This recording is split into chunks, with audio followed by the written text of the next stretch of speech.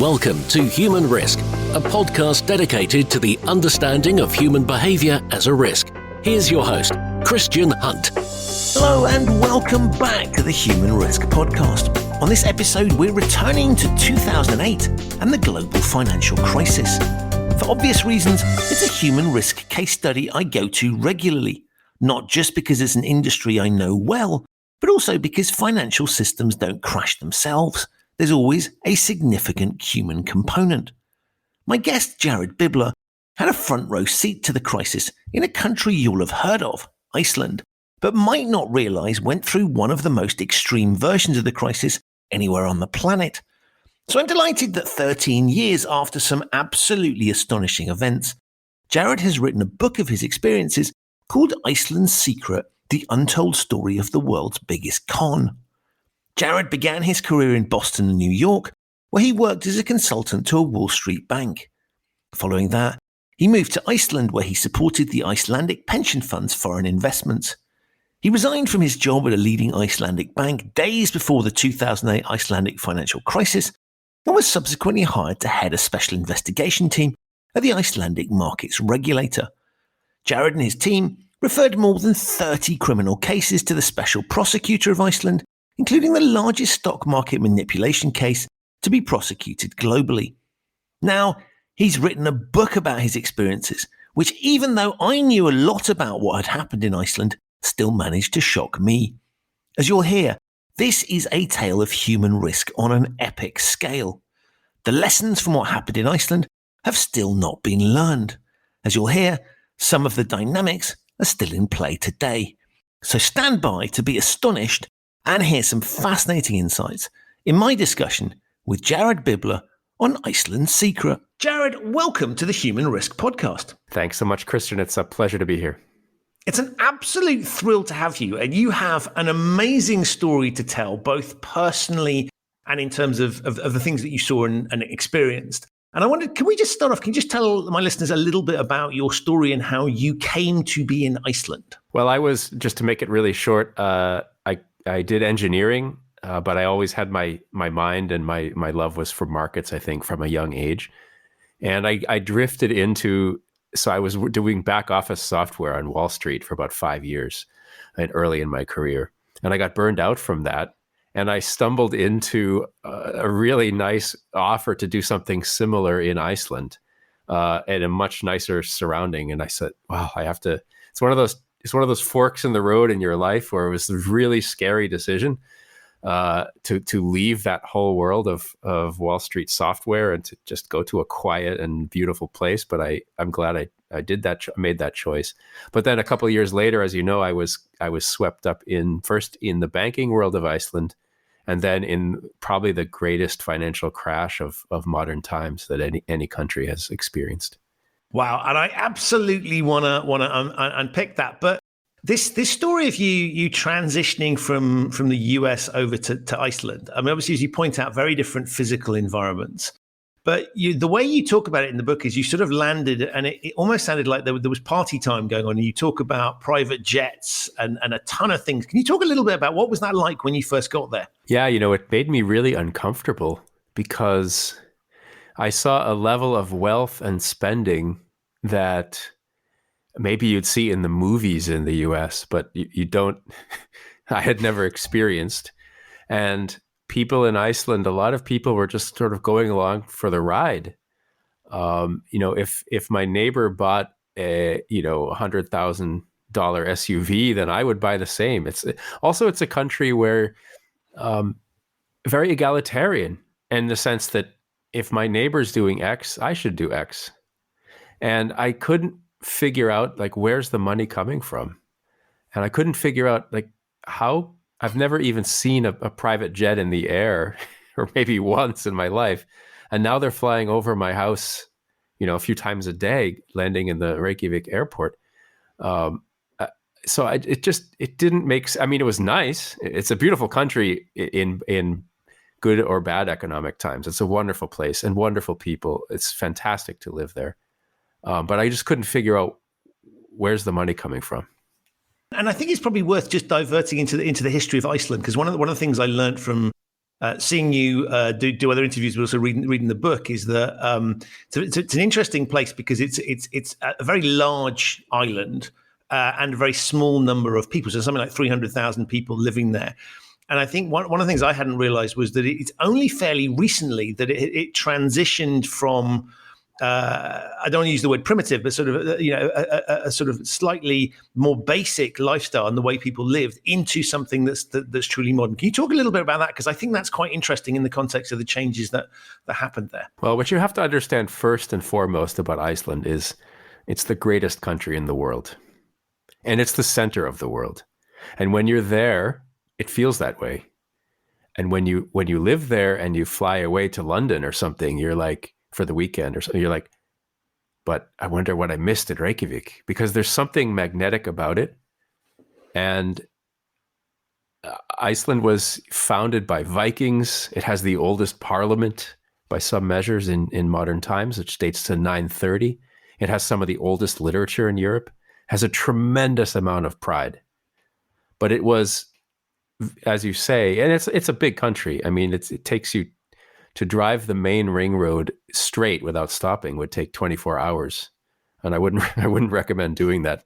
But yeah, as you say, it's very sparsely populated. Especially traditionally, we just had farms dotted around the shore. And people didn't have even an easy way to get to the next farm. It might be a horseback ride of half a day or something to get to the next farm. So people, even the word in Icelandic for town and farm is the same word, because the concept of just a couple of buildings is already like a big settlement there. And so it's a very proud place, but it was a very poor place. And after the Second World War, I think it was still the poorest country in Europe. The beginning of the 20th century, there were hardly any roads.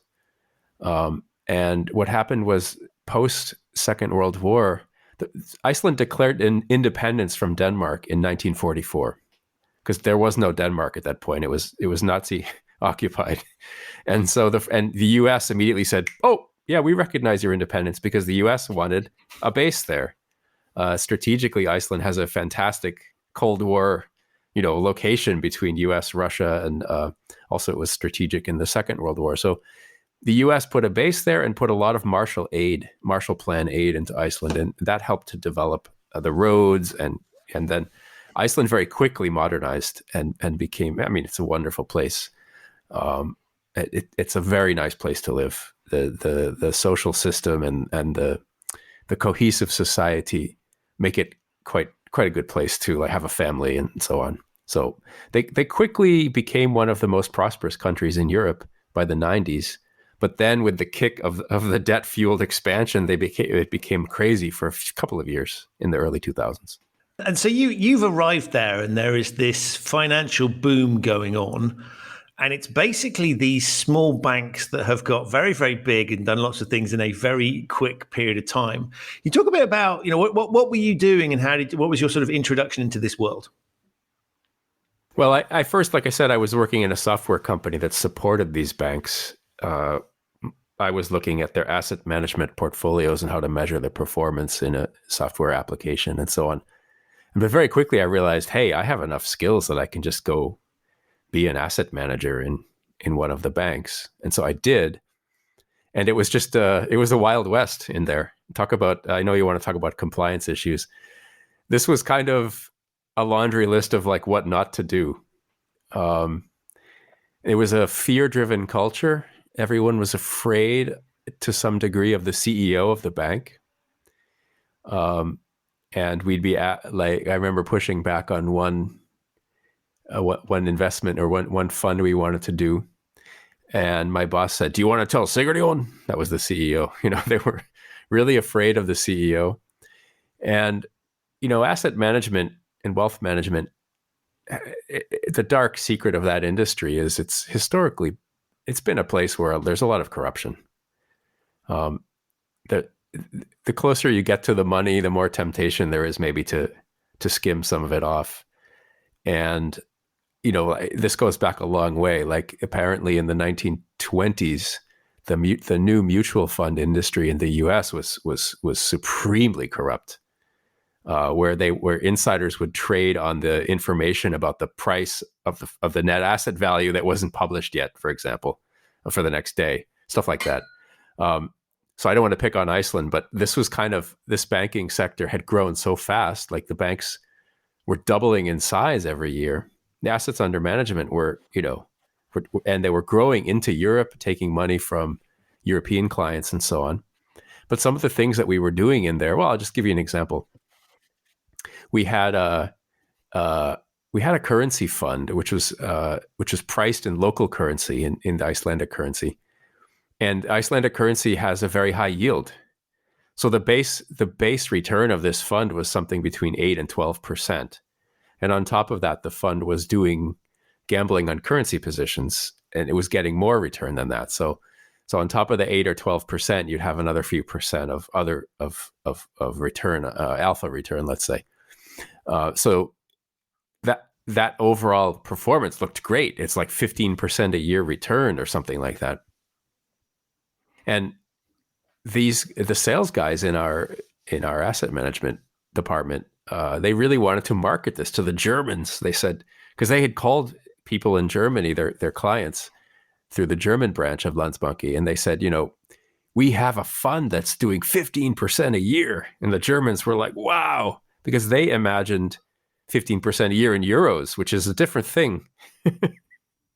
And so these sales guys came to me and said, they kept pressuring me. We need a fact sheet. We need a fact sheet for this fund in euros. And I said, well, that's a lot of work. First of all, we don't have a fund in euros, so we shouldn't give a fact sheet for something we didn't launch yet.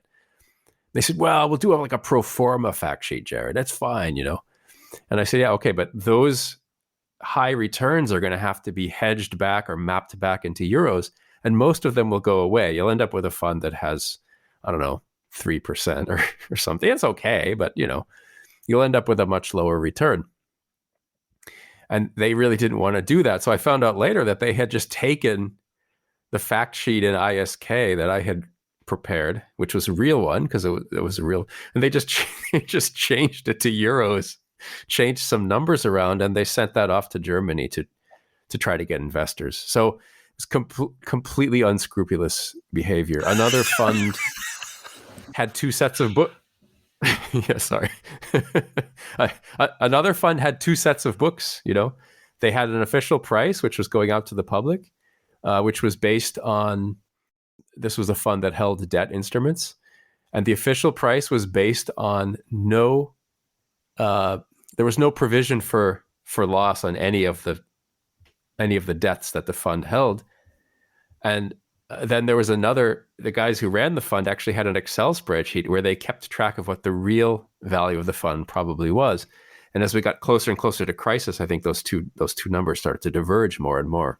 So it was a very, I don't want to make light of it, because for me working in there, it was increasingly impossible, and I was losing sleep every night because of the stuff that I was being asked to do during the day. You talk about that they're expanding their business overseas, but of course this is an industry that's designed for domestic use, right? So not only is it overstretching itself territorially, but they're building out. It's not designed for these sorts of operations. Yeah, that was pretty obvious as I got into things in Landsbanki.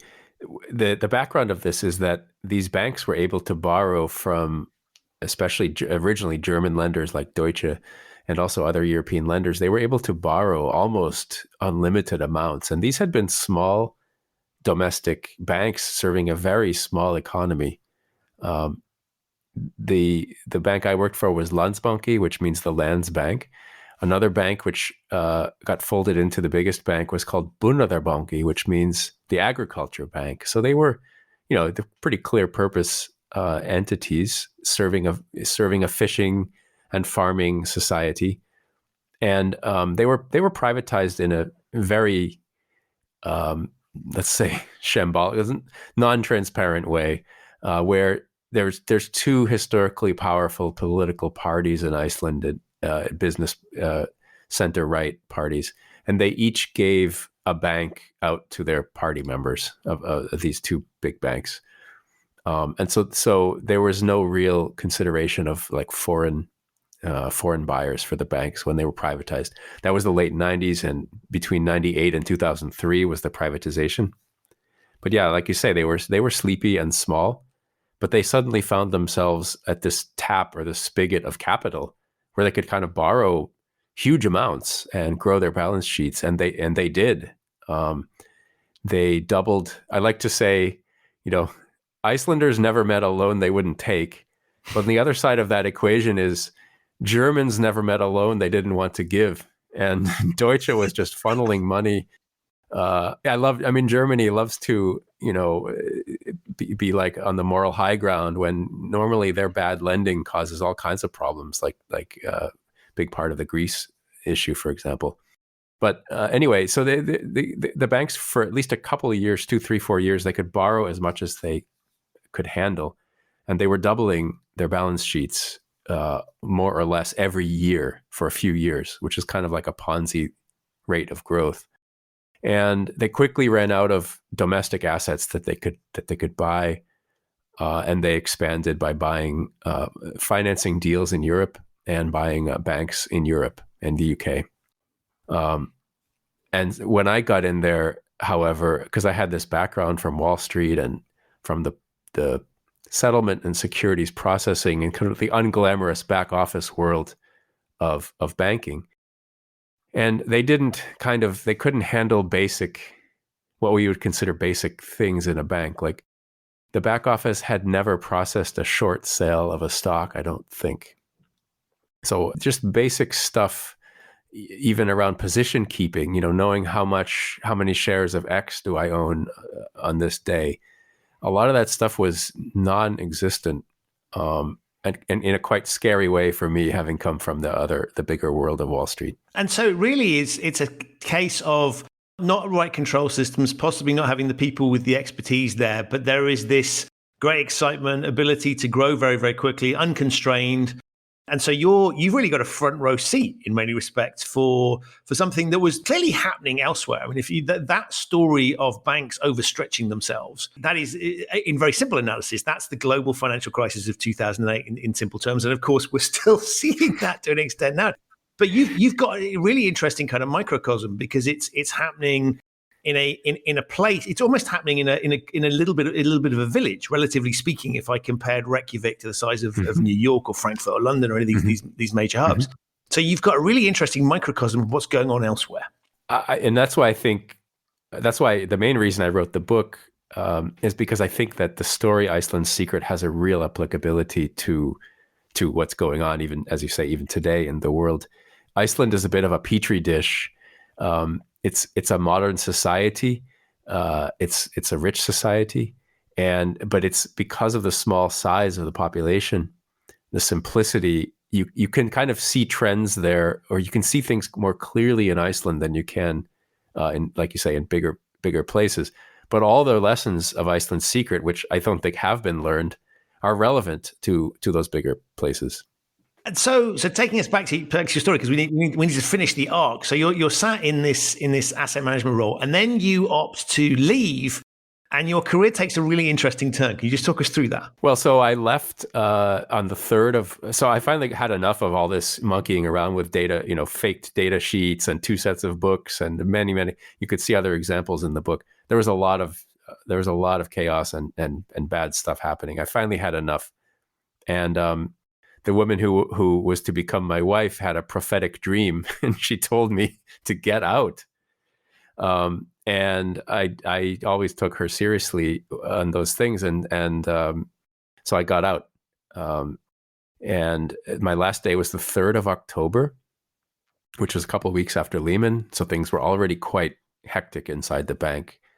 I learned later there was a run on the Icelandic banks on that Friday. And then the 3 banks collapsed on the Monday, Tuesday, and the Thursday of the following week. And that plunged us into a very dark winter because these banks had grown so much that they made up about more than 90% of the value of the stock market. So the market actually lost 97% of its value in 2008.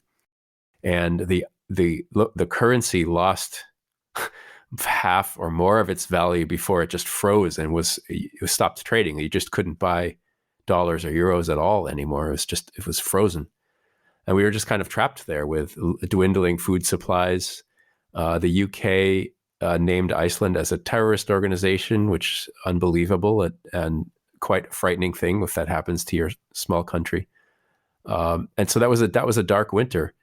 I had quit without a job to go to, which is kind of typical of my cavalier style in these things, which I really regretted because I thought, well, I'll get a job in one of the pension funds. But I had no idea how bad that crash would be. It was, we were really living hand to mouth for those months. My fiance's job at a small law office was all that we had to live on. And our mortgage was inflation adjusted. So the mortgage payment is going up every month, 10 or 20% from the month before. Inflation's through the roof. Prices of things are going up and there's no money. People have stopped spending. It was frightening. And people went out on the streets in the cold of winter and banged pots and pans. And, people were spitting mad about basically losing their country. And then I had kind of on a Hail Mary, I submitted an application to the financial regulator right away, even during the opening days of the crisis in October. And they never answered me. But months later, they said, hey, can you come in for an interview? They were looking to hire one investigator to look at the collapsed banks. And they ended up hiring two. They told me they had 190 applications for that role. And, because people were desperate. The unemployment had gone up by 5 times during the crash. There was a lot of unemployed. So I came into the regulator in April 2009, 6 months almost to the day after the banks crashed. And they said, okay, well, here's your desk, Jared. Go investigate the crisis. Which is kind of awesome on the one hand, right? So you sort of go, wow, this is a real sort of a moment of go where I want to go. On the other hand, it's like, as you rightly point out in the book, it's like this is a slightly under-resourced operation with one hell of a task on its hands. Yeah, going in, before I started, I was really excited about the job. It seemed perfect for me. People were so, like I said, the public was so angry. And when I would tell a friend or family member, I got this new job, I'm going to be starting next month as an investigator, they would just say, go get those bastards. I mean, they were really, really angry. And so I was excited about it until I got in there and saw that empty desk. And then I was just scared out of my mind. Like, where do I begin this thing? I remember there was a beautiful view. Reykjavik is kind of dominated. Reykjavik is a small city, and it's dominated by this mountain, Esja. And there was a view out my window past my desk to Esja, this beautiful mountain. I remember just looking out there, and I had no idea like where I should begin. It was quite scary for a few days. And then, as you see in the book, I had a really nice stroke of luck, which was that, and we can get into this, but someone came over to my desk with a letter from the stock exchange and said, hey, can you look at this? And that was the beginning of the great investigations that we did. And I love the way you talk about the thing, because when we think about sort of investigations, we assume that there are going to be the tools there to do the job, and that sort of, it's literally just like we're going to stick the sort of the equivalent of a high-powered lens on this stuff to really take a look at it. But you talk about it's pretty basic stuff, right? They don't really even have an infrastructure for you to begin to do this. Yeah, I'll just tell you the story. So on the letter, it was a letter from the stock exchange, and it said, by the way, we noticed the 3 days before the banks collapsed or before their shares were suspended, which I think happened on Tuesday, October 7th, 2008, where all the bank's shares trading was suspended on that day. So they looked at, I think, the Monday, the Friday, and the Thursday before, so including the day that was my last day at the bank. Those 3 days, they noticed some strange patterns, they said.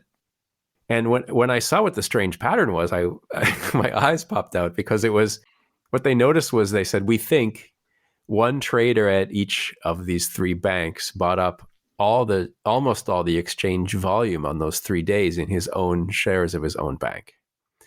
but I mean, they didn't announce. It was not a share buyback that was announced or anything. This was like as the banks are collapsing, someone's going in there and trying to keep the price from sliding.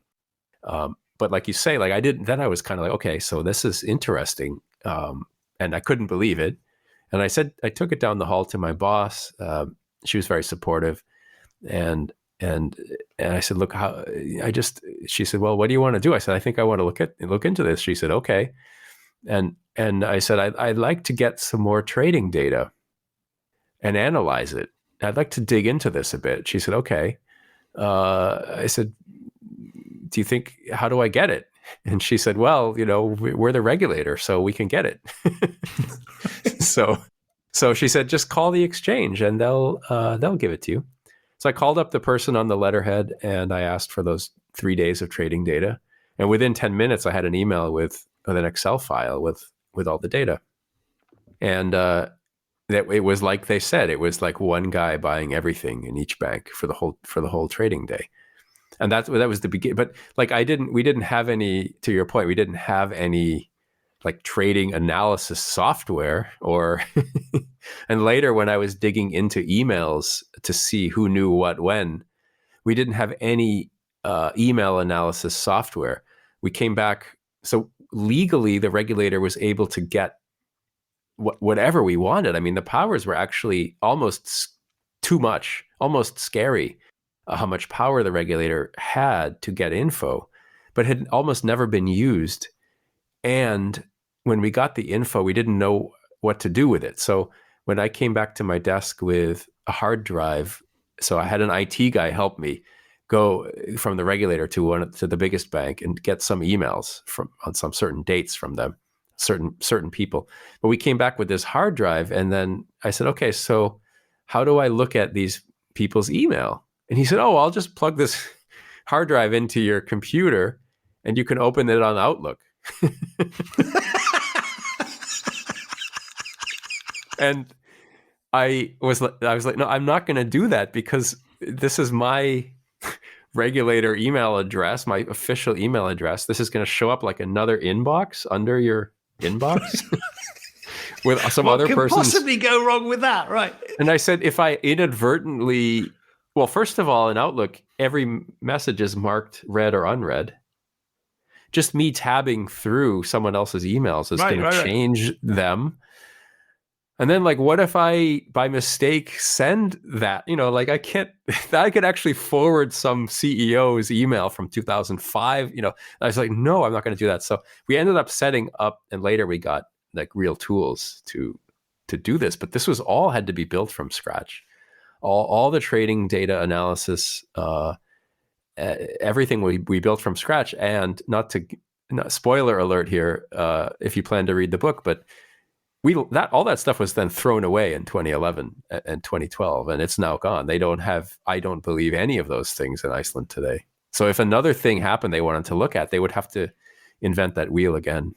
I mean, it's just an incredible thing. And it's sort of, you tell the story now about, and I discovered that this was going on. And it is the stuff of movies in some respects, right? So you've sort of come in here and almost the techniques that you're deploying, it's almost like a citizen journalist type approach where I don't have any of this.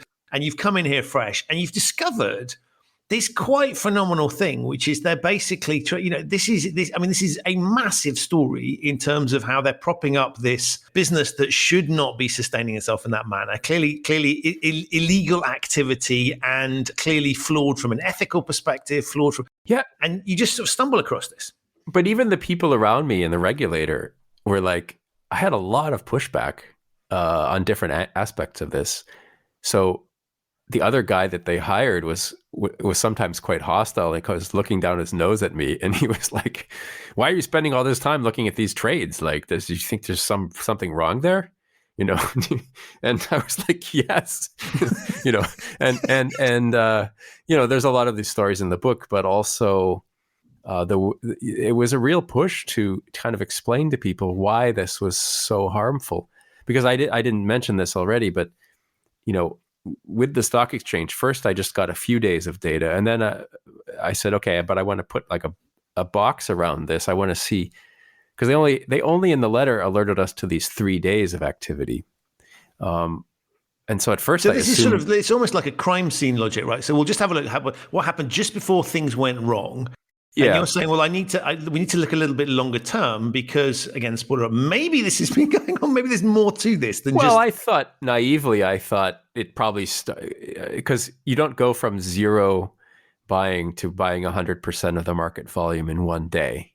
So I thought there must be like a transition period between, so I naively thought, let's say earlier in September, maybe around Lehman Brothers collapse, which was, I think, the 15th or 17th of September, 2008. Maybe they started this around then. So I asked the exchange, give me 2 or 3 weeks, I forget. I went back into September, but it was the same story. It's the same 3 traders buying almost all the daily volume each day. And then I kept looking for a time when they didn't do it because I wanted to see a clean day where this trader's name was not in the market, for example. And so I kept going back and back and back. And I ended up going back through different regimes. Like in the biggest bank, I think the head of prop trading left in 2006 and a new guy came in later. And so even the behavior went back to at least 2004. And I found out as I was preparing the book, even to 1998, in the biggest bank. So I can't overstate this. These 3 banks grew into the whole market of this country, and for up to 10 years, so the whole time of the boom that we already talked about, they had been creating the market. There was no market outside of what they decided it to be. But the whole country, and indeed the world, was deceived because these banks grew each to about the size of Enron. And they were able to go to the Germans and say, look at our great stock price. Can you lend us some more money? So they used these great stock performance, which they were creating out of thin air. They used that to borrow more money. And with the more money they borrowed, they had enough funds to keep the manipulation alive. So this is, to me, an absolutely egregious and unbelievable tale of kind of the worst excess that unregulated capitalism can do. And the interesting thing is, you talked about the powers that the regulators had that just weren't being exercised. Yeah. Is your sense that that was political, or was that driven by a sort of this is all, let's not disrupt anything, that we all have a comfortable existence here. We can just be willfully blind to this. It was very cultural, and I really don't want to. I want to use Iceland as a poster child, maybe, or an example, a cautionary tale. But I think this is true of regulators around the world that I've worked with. I've worked with regulators in different countries by now. And at the end of the day, so it's cultural. The type of people who become regulators is part of it.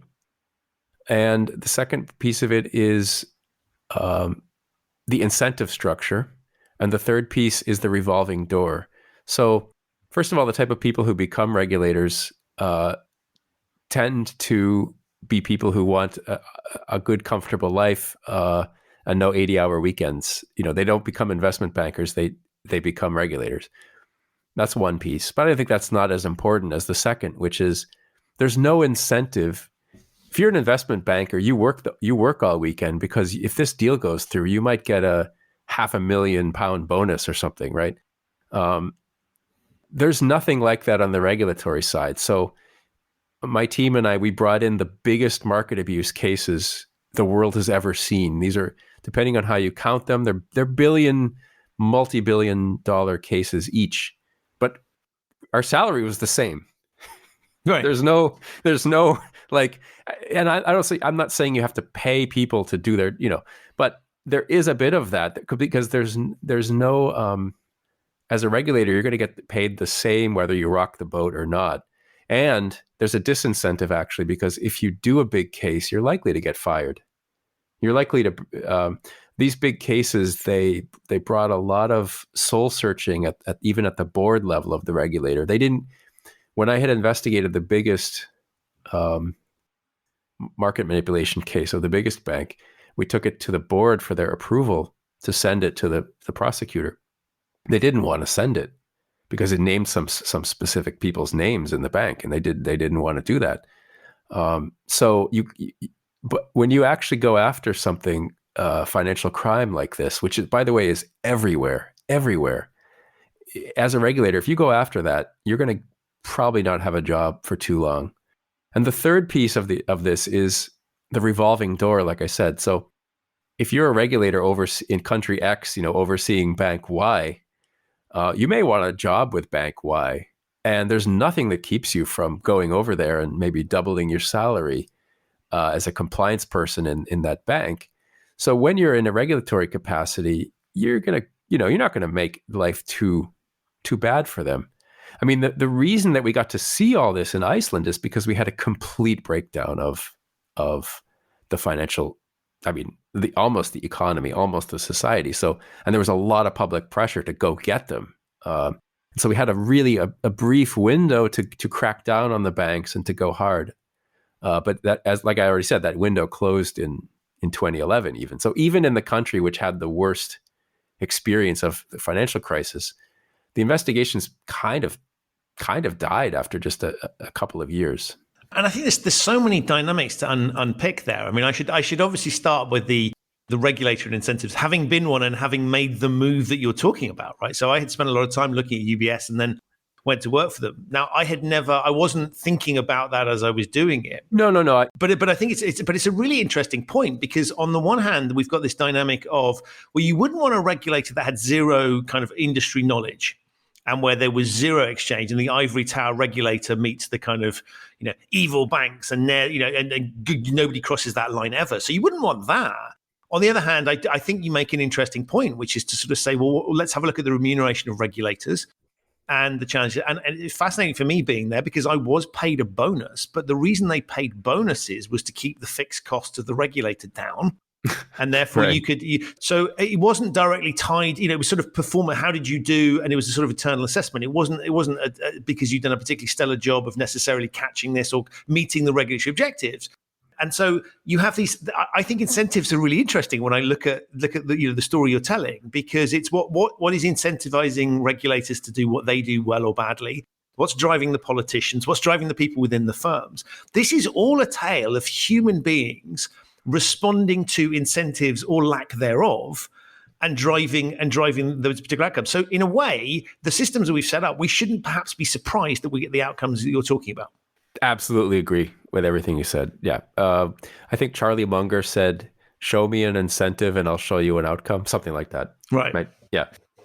Yeah. So another thing that came to me as I was working on the book,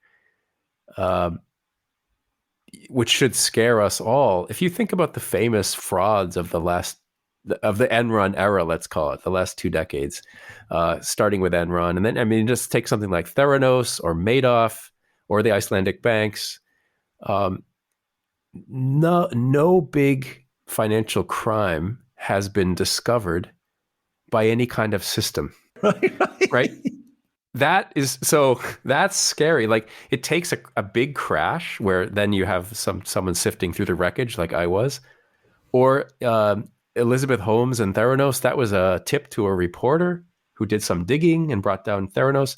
Enron was Bethany McLean and some other reporters doing some digging on Enron. But this is not like, there's no, where were the auditors in this? In any of these stories, where were the auditors? Again, their incentive is not to be really hard on these companies, because their companies are paying them to be audited, right? And they want consulting business. So, yeah, I think we shouldn't be surprised if we create rotten markets, we get rotten outcomes, and that's what we're getting. And it's hard to convince people of this, but I don't want to sound like a Pollyanna, but I think our world could be, without this financial crime that's just pervasive, our world could be so much better. We would have so many more resources to, deploy on, let's say, green energy or better education or anything that we want, better houses or more vacations or whatever. But we have this sort of persistent tax, this drain that this corrupt financial and market system is just taking off the top all the time, probably since like the Reagan-Thatcher era. it's been getting worse and worse. And I really want I want average people who think that Wall Street and the City of London have nothing to do with them. I want them to kind of wake up and see, hey, this affects me. And that's kind of a big lift I've given myself. That's why I tried to make the book entertaining. Maybe it'll make a good movie someday, but I really want that message to get out, because the problem is, as we saw in Iceland, is the financial system has got big problems which are not being addressed. And that's fine. If it was just people gambling with their own money and then they took each other down, that's okay. But that's the same financial system that we need to pay for our food imports, or to pay for our clothing, or to keep ourselves functioning as a society. And when it goes down, if it goes down Iceland style in a bigger place, it's going to be devastating. And the thing I find fascinating about it, I think your mission is well served by the book, right? Because as you say, you've written it. It's your story, but it's the things you discovered on the way. So we have the kind of main protagonist is clear, but you're picking up a lot of things and sort of saying, well, this is how it impacts. And I think that, as you say, the banks sort of feel like something that's there, but it's a million. When we talk about kind of investment banking, it feels like it's a million miles away from the average person's day-to-day existence. And yet, as you say, it impacts that. And the bit I find fascinating is that, so Iceland, it had this huge impact. People did go to jail, which is one of the big things that, if you look at the US and the UK, there is one of the things that's driving public mood and antagonism to bankers is that there were no proverbial heads on sticks. Nobody went into, and so that's driven a lot of the thinking there. But even in a country where that did happen, that objective was delivered. But as you point out in the book and in our discussion, even then, even having seen that really, really bad outcome, it's kind of, the things sort of fell away. And you talk about the regulator and their capabilities nowadays. So I'm fascinated by this idea that even when it's been a really bad experience, that you would think that there would be a model example of, well, we never again. And so I'm fascinated as to why you think that is, because it seems to me that if you can't learn the never again lesson somewhere where it's really affected, you're less likely to learn it elsewhere. That's a great quote, the never again, because that was my motivation, is like, okay, now we've seen how bad things could be. Let's build this. So one of the great projects that we had just started was, we wanted to catalog all the lessons that we learned in the investigations, and then with the help of some good lawyers, to craft legal and policy changes for the country that would make sure that they never happened again. Right, we're going to lock that door, right? Yeah, and that project never happened. And the never again cuts both ways, because the woman who became the head of the regulator in 2012, she told me, we don't need you or your team. We don't need this team anymore, Jared. Like, don't be silly. Don't be. I think she said, don't be naive, or, this will never happen again because it was so big and bad. So we've had it. We don't need to worry about it anymore. So it's a sort of once in a lifetime thing. Yeah, this is this whole. I hate this, by the way. This whole COVID is a black swan, and this is a black swan. I really dislike this. This is a terrible way to think of the world, because it's like, oh, well, we don't have to think about pandemics again because we know about pandemic. Yeah, but what if there's another one in like 2 years? What are we going to do differently? And so, yeah, but I think that is unfortunately the thinking of a lot of political elites in the world. I think, there are 1,000 different stories. There are so many anecdotes and interesting episodes that happened to me in the course of the Icelandic boom and bust. But I had to choose a thread through it. I chose the episodes and the people that I feel most represent bigger forces in the world. And so I don't want to pick on this poor woman who said the crisis will never happen again.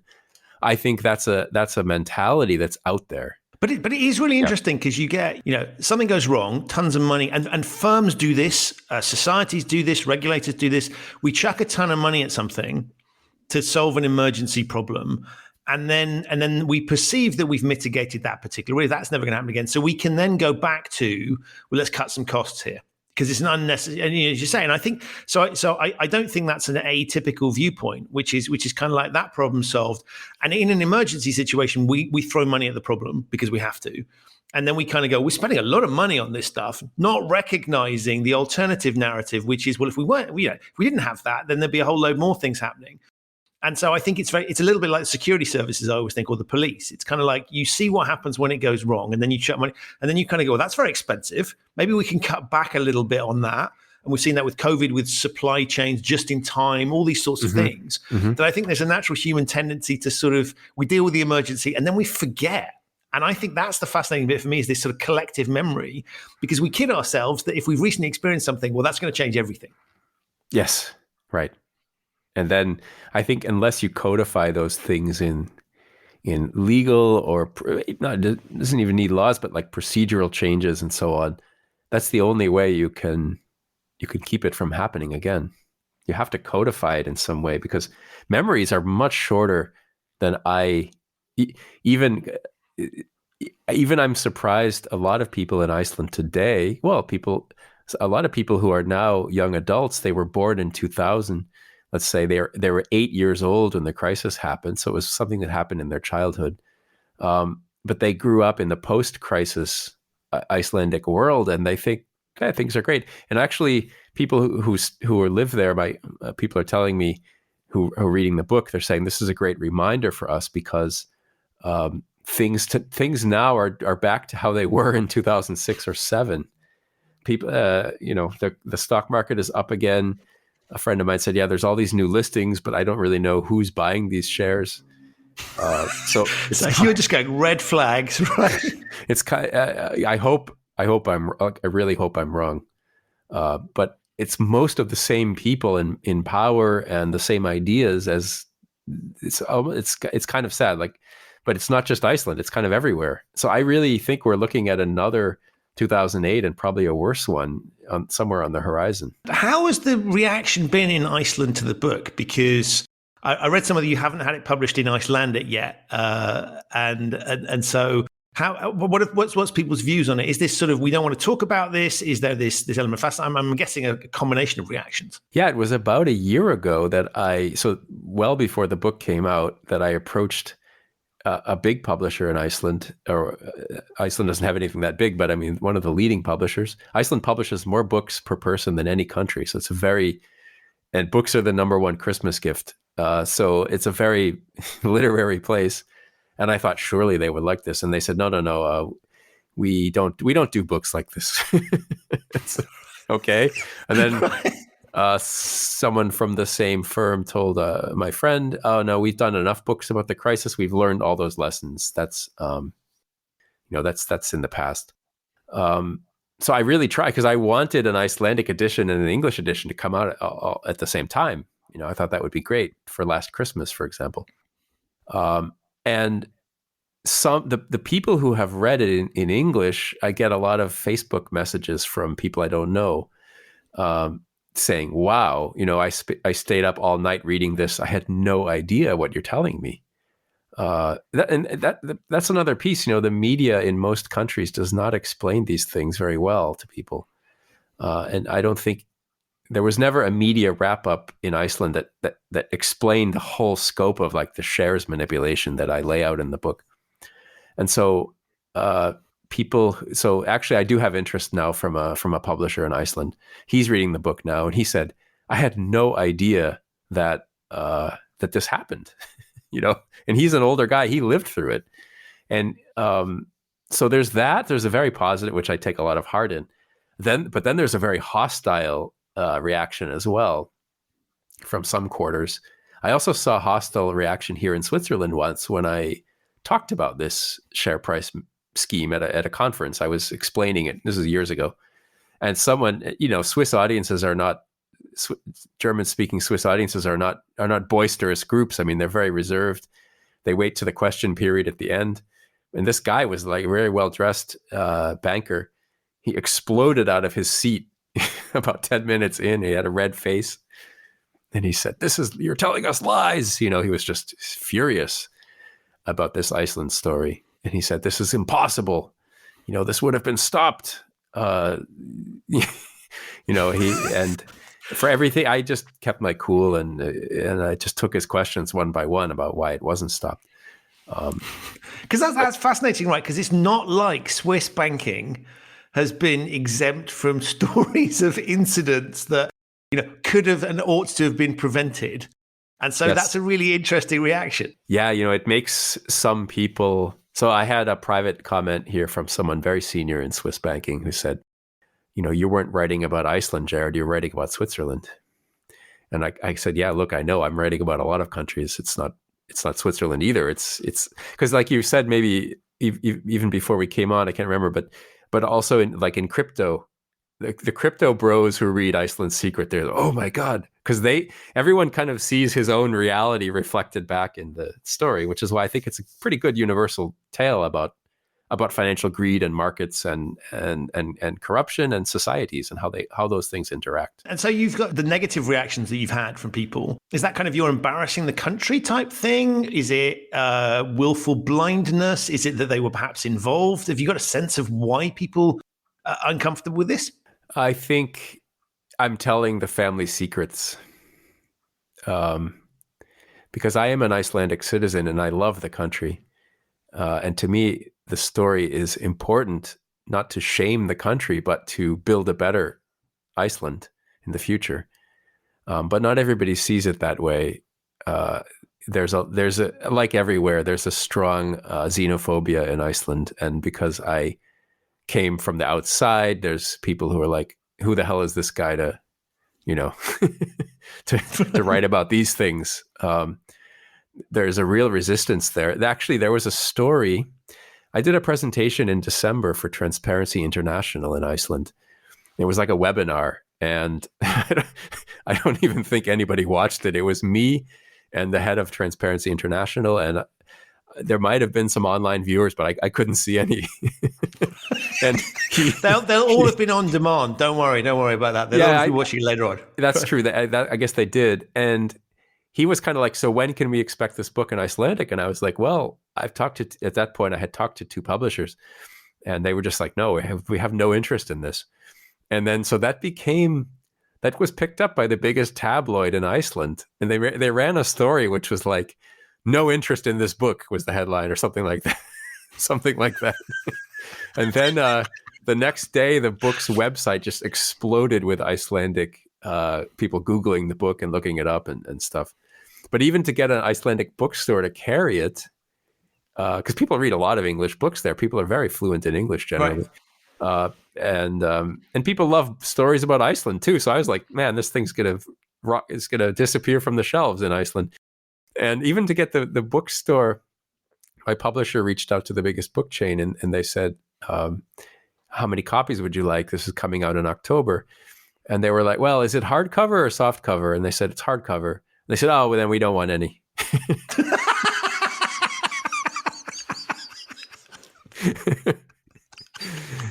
So now they're carrying it. But I still, it's funny as an author. It's really weird. This is totally, you can edit this out later if you want, but this is, as an author, one of the most unexpected things as a new author is that people will write you and ask why they can't get their book. I wasn't expecting this angle of being an author. So, right. So people in Iceland, because the Icelandic bookstore, they keep selling out of it. Like they keep ordering not enough copies. And then it's sold out, and then it says on the website "ekki til á lager," like it's not in the warehouse. Basically, it just says that. And then people in Iceland will write me on Facebook or something and say like, "How come they don't have this book at this bookstore?" And I'm like, "Did you ask them?" Like I don't. I mean, I don't personally like ship it there. I can get a vision of you on like a little rowing boat, right? And someone else, an old colleague, wrote me. Shouldn't embarrass her, but she wrote me from Paris, and she's like, "Yeah, I ordered the book from Amazon in France, and they never delivered it. But I moved. But someone, a courier, is picking up my packages and bringing them to my new address. And here's my new address. How come I didn't get the book?"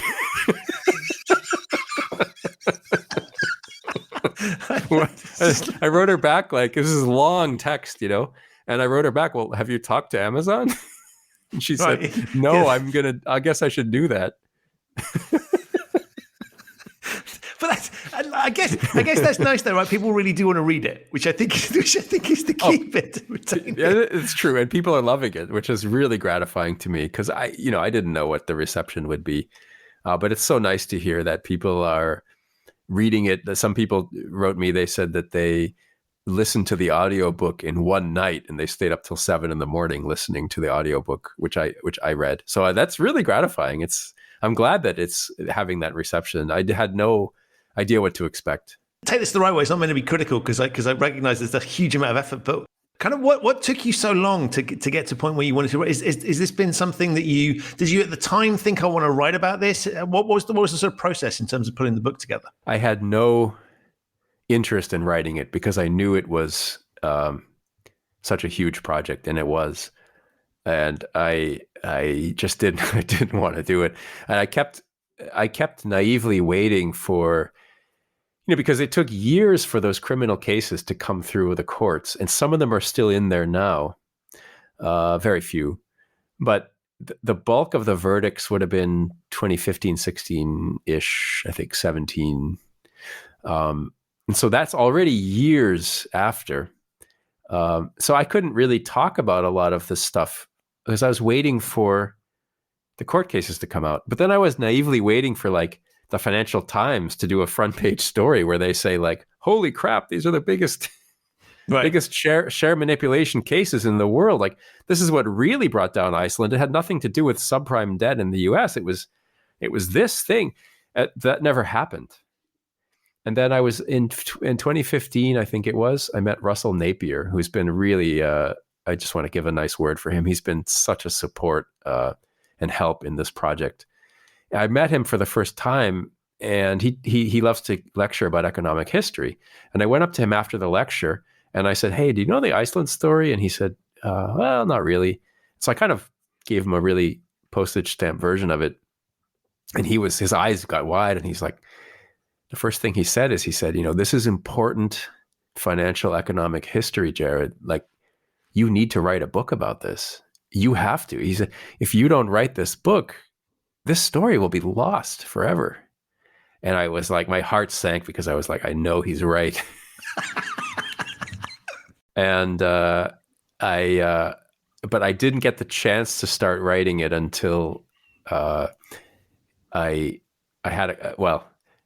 got some time starting in 2018 where I could really focus on writing, and so 2018, by the end of 2018, the book was more or less done. But then to get a publisher interested was much harder than I thought, and I was kind of barking up wrong trees for like a year, and I almost gave up. And then Russell Napier rode to the rescue again, and we got back in touch, and he said, yeah, I'll just introduce you to my publisher now. And that, sure enough, they wanted it right away. They got really interested in it. So yeah, it took a long time. And I was always worried that, I actually wrote the book twice. So I wrote the whole book, and then, I had didn't like the ending, so I rewrote it. Yeah, no. I had a collaborator, who helped me, and she went through the whole thing, and she circled red pen, and every paragraph was just red pen. And then I realized it would be easier to rewrite those paragraphs than to, edit them. So I would just rewrite the whole thing, one paragraph at a time. So I put a lot of work into it. But yeah, it takes a long time, and I was worried that it wouldn't come out. I was worried that there'd be a second Icelandic crash, or there'd be a global crash, and that nobody would care about that old story. I mean, already it's a bit of a stretch in time, but yeah, I'm glad. I think it came out in a good time. Someone wrote me, a professor in the US wrote me last week, and he said, thanks for your very timely book. It's wonderful, and da-da-da. And I said, oh, thanks, but why do you say it's timely? And he said, my dear fellow, the Financial Times just reviewed your book. That makes it by definition timely.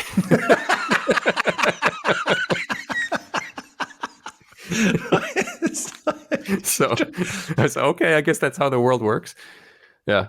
It is really interesting. One of the things that struck me was that often the people write about these things, particularly where there's a personal element to it, tends to have been people that you criticize, right? Politicians, other forms of lawmakers, regulators, or maybe people that have engaged in a misdemeanor themselves.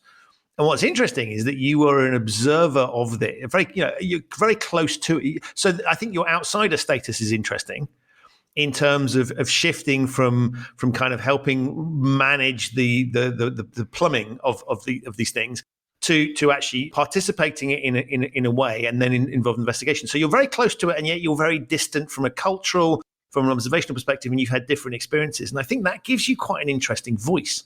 Yeah, that's a nice compliment. Thanks. I think it gives me an interesting voice for the book, and it also is probably one of the reasons that I was able to do some decent investigations.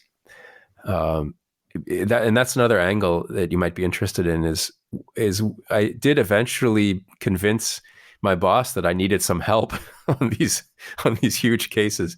And I eventually got a wonderful team of people. That was some of the best, probably my best professional experience to date was working with that team. And we had so many open cases and things.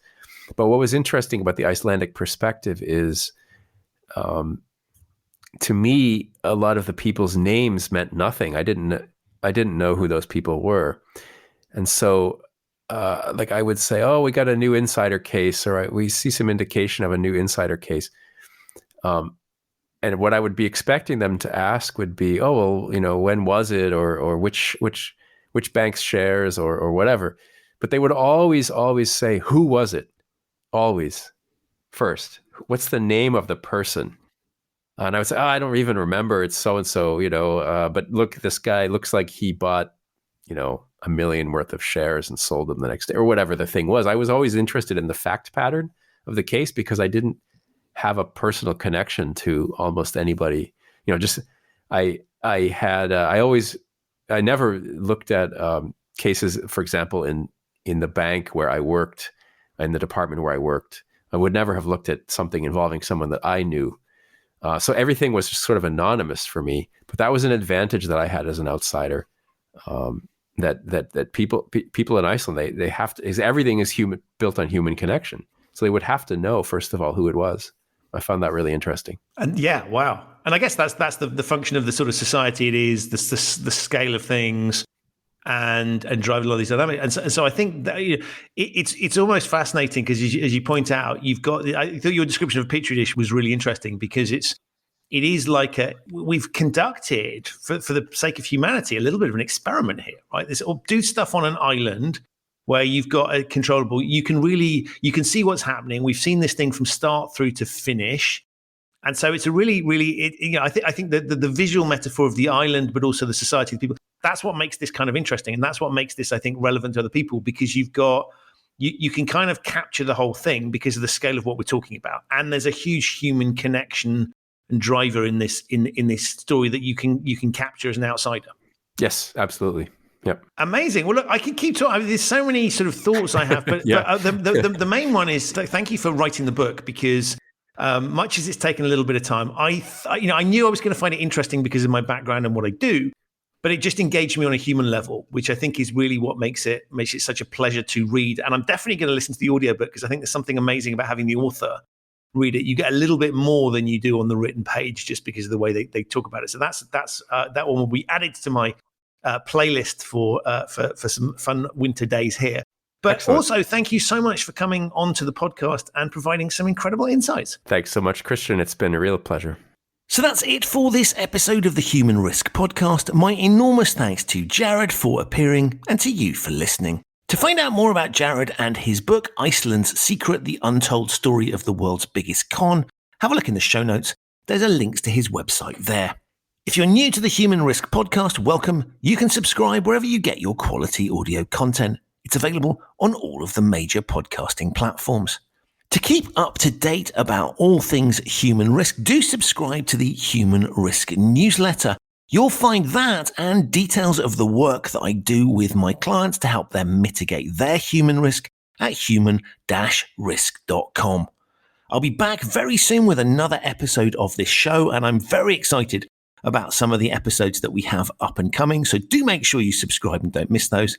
But in the meantime, stay safe and thanks for listening.